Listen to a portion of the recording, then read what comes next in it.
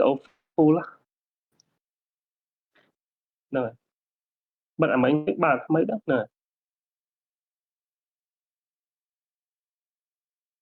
នេះរឿងមួយទៀតចាំបានមួយទៀតចាំបិទ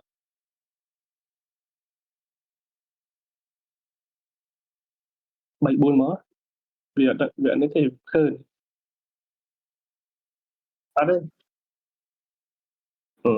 ហ្នឹងហើយថាឥឡូវអត់ទេឃើញទេស្រួល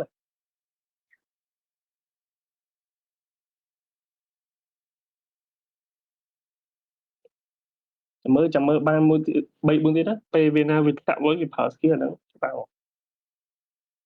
ទៅមួយវាគូសចេញ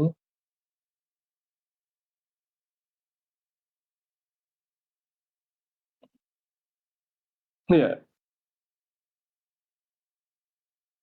report បាន report បាន